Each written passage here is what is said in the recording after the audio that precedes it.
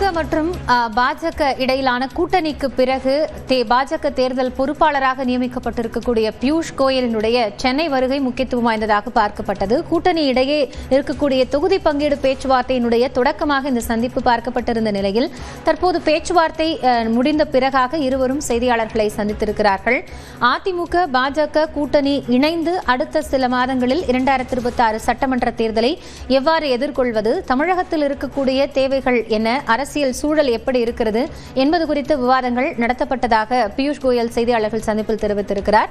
அதேபோன்று அதிமுக பாஜக இடையிலான கூட்டணியில் சுமூக பேச்சுவார்த்தை நடைபெற்றிருப்பதாகவும் விரைவில் இந்த கூட்டணி பேச்சுவார்த்தையின் குறித்த முக்கிய முடிவு வெளியாகும் என்றும் எதிர்பார்க்கப்பட்டிருக்கக்கூடிய நிலையில் அது குறித்த விவரங்களையும் எடப்பாடி பழனிசாமி சந்திப்பிற்கு பிறகு தெரிவித்திருக்கிறார். இந்த நிலையில் இது அரசியல் களத்தில் என்னென்ன மாற்றங்களை ஏற்படுத்தப் போகும் என்பது குறித்து விரிவாக பேசுவதற்காக செய்தி அறையிலிருந்து நெறியாளர் தேவப்பிரியன் இணைகிறார். தேவப்பிரியன், இப்போ இருவருமே சந்தித்திருக்கிறார்கள். இந்த ஆலோசனையில என்ன விஷயங்கள் பேசப்பட்டிருக்கும் அப்படின்னு நிறைய விவகாரங்களை நம்ம பேசிக் கொண்டிருந்தோம். இப்போ இந்த பேச்சுவார்த்தைக்கு பிறகாக கூட்டணியில என்னென்ன மாற்றங்கள் வரலாம்? இந்த பேச்சுவார்த்தையுடைய மிக முக்கியமான நோக்கம் அரசியல் ரீதியாக இந்த இரு கட்சிகள் அமைத்திருக்கக்கூடிய இந்த கூட்டணியை வலுப்படுத்துவது. எங்களுடைய நட்பு உறுதியாக இருக்கிறது, அரசியல் ரீதியாகவும் தொடர்ந்து அந்த உறுதியை தேர்தல் வெற்றியாக மாற்றக்கூடிய வியூகத்தை வகுப்பதுதான் இந்த சந்திப்புடைய முக்கிய நோக்கமாக இருந்தது. அது இந்த செய்தியாளர் சந்திப்பும் உறுதி செய்திருக்கிறது. 2019 மக்களவைத் தேர்தல் கூட்டணியை உறுதி செய்த பியூஷ் கோயல் மீண்டும் சட்டமன்றத்துடைய தேர்தல் கூட்டணியை முன்னெடுத்து செல்வதற்காக சென்னைக்கு வந்திருக்கிறார்.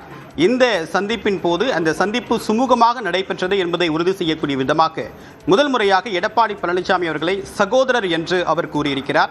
இந்த சந்திப்பு அது ஒரு நட்பு ரீதியாக மட்டுமில்லாமல் அரசியல் ரீதியாக ஸ்திரத்தன்மை உறுதியை மேம்படுத்தக்கூடிய வகையில் இந்த சந்திப்பு அமைந்ததாக இரு தலைவர்களும் பேட்டியளித்திருக்கிறார்கள். தொடர்பாக தன்னுடைய கருத்துக்களை பகிர்ந்து கொள்வதற்காக பத்திரிகையாளர் திரு பிரியன் இணைகிறார். சார் வணக்கம். இந்த செய்தியாளர் சந்திப்பை பார்த்திருப்பீங்க, இதிலிருந்து வெளிப்படுத்தக்கூடிய கருத்துக்கள் என்ன, இது எந்தெந்த சமிக்கைகளை உணர்த்துது நமக்கு?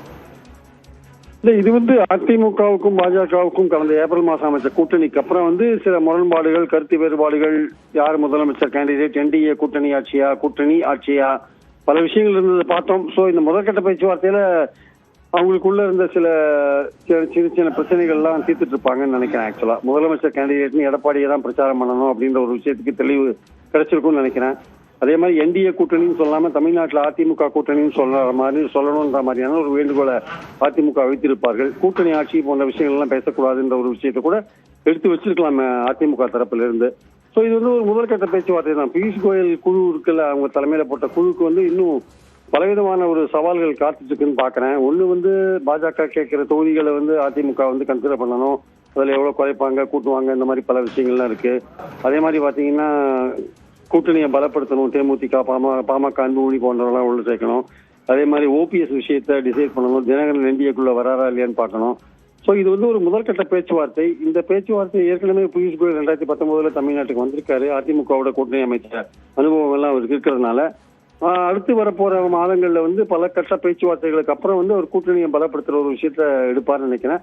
தாவேகாவை பத்தி அவங்களுக்கு ரிசர்வேஷன்ஸ் இருக்கு. தாவேகா விஜய் தான் முதலமைச்சர் கேண்டிடேட் அவங்க விடாப்படியா இருக்கிறதுனால அவர் கூட கூட்டணி அமைக்கிறதுல பாஜக அதிமுகவுக்கு ஐ திங்க் பல பிரச்சனைகள் இருக்கக்கூடும். அதனால முக்கியமான விஷயம் என்னன்னா இது முதல் கட்ட பேச்சுவார்த்தை. வரப்போற மாதங்கள்ல இன்னும் தெளிவாக கூடிய பல விஷயங்கள் தெரிய வரும்னு நினைக்கிறேன். உங்களுடைய விரிவான கருத்துக்களுக்கு மிக்க நன்றி பிரியன்.